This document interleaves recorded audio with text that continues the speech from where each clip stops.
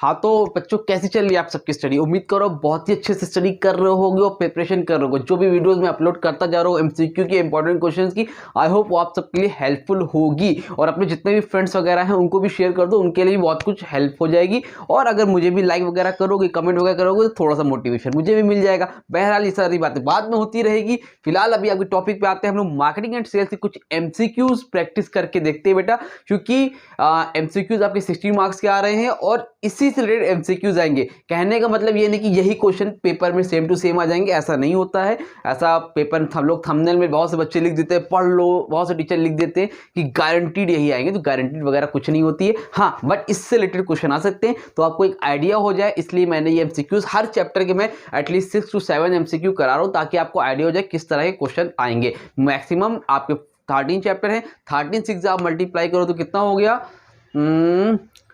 78, तो 13 26 39 52 65, हाँ ठीक है 78। तो 78 टोटल मान लो 80 एमसीक्यू में करा दूंगा, उसमें से आपके क्वेश्चन बन भी जाएंगे और आपको आइडिया भी हो जाएगा किस तरह के एमसीक्यू आते हैं। बहरहाल चलो टॉपिक पे आते हैं, और बात है यहाँ मार्केटिंग एंड सेल्स की। मेरे बोलने से पहले आप लोग वीडियो को पॉज करके और आंसर बताना है क्या होगा, ठीक है। तो नंबर 1 पर है dash means exchange goods for money and is production oriented. मतलब इसका मतलब means exchanging goods for money and is production oriented. ये क्या होता है? प्रोडक्शन ओरिएंटेड होता है और एक्सचेंजिंग गुड्स करे जाते हैं मनी के लिए। मतलब ये कौन सा इसमें से जो प्रोडक्शन ओरिएंटेड है, ठीक है। एक मिनट, तो इसमें से कौन प्रोडक्शन ओरिएंटेड है? Number 1 sales, marketing, pricing, advertising. I think आप लोग पता होगा, आप लोगों ने वीडियो मेरी देखी होगी। नहीं पता है तो बेटा अभी भी टाइम है, पढ़ लो। एक दिन में आप 80 आउट ऑफ 70 प्लस अब क्वेश्चन आंसर मतलब मार्क्स आप ला सकते हो, कोई प्रॉब्लम की बात नहीं। कॉमर्शियल स्टडीज बहुत इजी सब्जेक्ट है। कल से हम लोग दिन भर जुड़े रहेंगे, लाइव क्लासेस करेंगे, सब कुछ मैं कंप्लीट कर दूँ। जिसने कुछ नहीं पढ़ा है वो एक दिन में पढ़ सकता है, ठीक है। बस मेहनत कर ले, एक दिन की बात है बेटा, ठीक। तो इसका आंसर होगा सेल्स। क्यों होगा भाई? जो प्रोडक्शन ओरिएंटेड होता है वो सेल्स होता है, जो कंज्यूमर ओरिएंटेड होता है वो मार्केटिंग होता है। तो इनका पर्पस क्या है?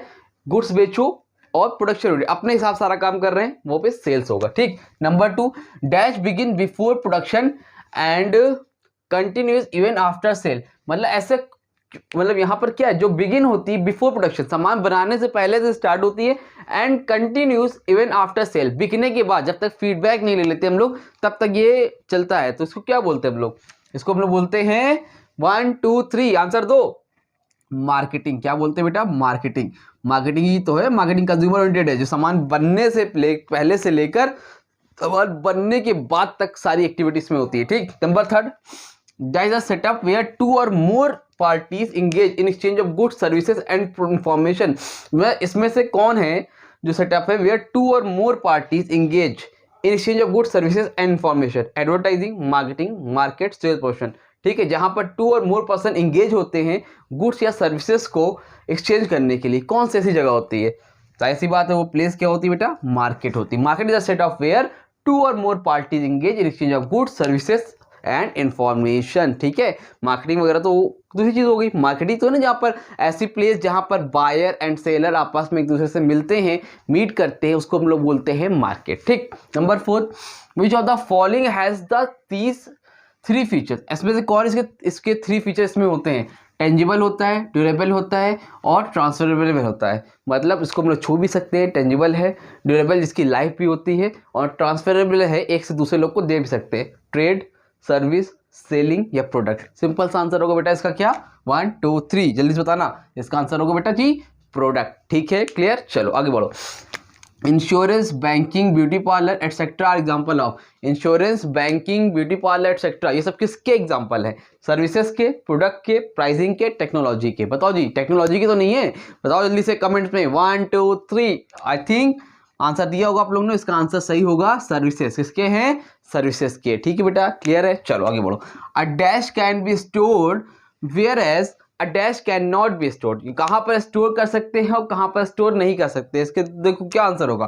Product service, service product, pricing packaging की ब्रांडिंग प्रोडक्ट। ध्यान से देखो, किसको स्टोर कर सकते हैं? प्रोडक्ट कैन बी स्टोर्ड, किसको कर सकते हैं? प्रोडक्ट को स्टोर कर सकते हैं।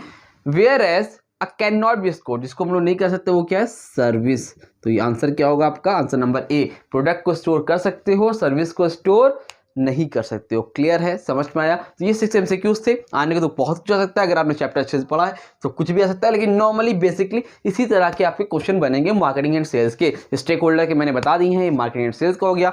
बस इस तरह कल आपको मॉर्निंग में 8 बजे से वीडियोस मिलने लगेगी, जिसमें आपको सारे चैप्टर्स के MCQ इस तरह आते रहेंगे। इंपॉर्टेंट क्वेश्चन की वीडियो भी मैंने डाल दी है, कुछ चैप्टर बचे वो भी अपलोड कर दूंगा। ठीक है, चलो मिलते हैं थोड़ी देर में लाइव 11 बजे। तब तक के लिए थैंक यू सो मच।